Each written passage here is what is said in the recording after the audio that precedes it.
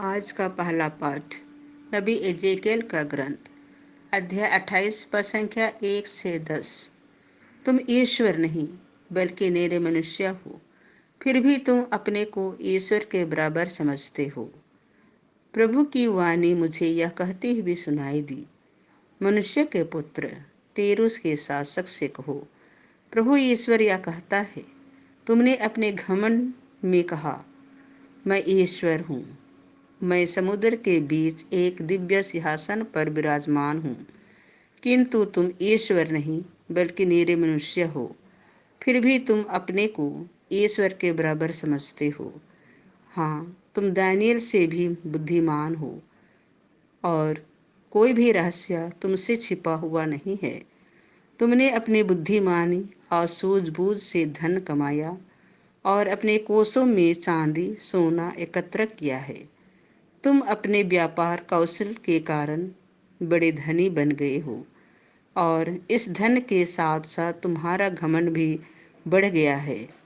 इसीलिए प्रभु ईश्वर यह कहता है, तुम अपने को ईश्वर के बराबर समझते हो। इसीलिए मैं विदेशियों को, सबसे निष्ठुर राष्ट्रों को तुम्हारे पास भेजूंगा। वे तलवार खींचकर तुम्हारी अपूर्व बुद्धिमानी पर आक्रमण करेंगे और तुम्हारा घमंड चकनाचूर कर देंगे।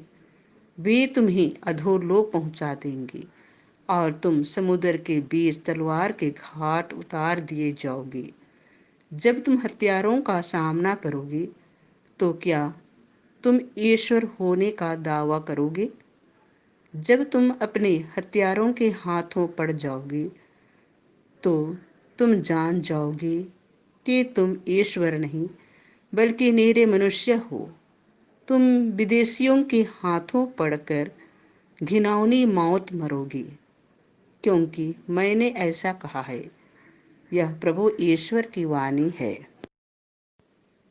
संत मत्ती के अनुसार पवित्र सुसमाचार अध्याय 19 पद संख्या 23 से 30। सुई के नाके से होकर ऊंट का निकालना अधिक सहज है, किंतु धनी का ईश्वर के राज्य में प्रवेश करना कठिन है।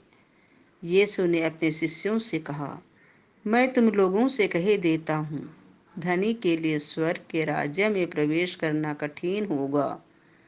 मैं यह भी कहता हूँ कि सुई के नाके से होकर ऊंट का निकालना अधिक सहज है, किंतु धनी का ईश्वर के राज्य में प्रवेश करना कठिन है। यह सुनकर शिष्य बहुत अधिक विस्मित हो गए और बोले, तो फिर कौन बच सकता है?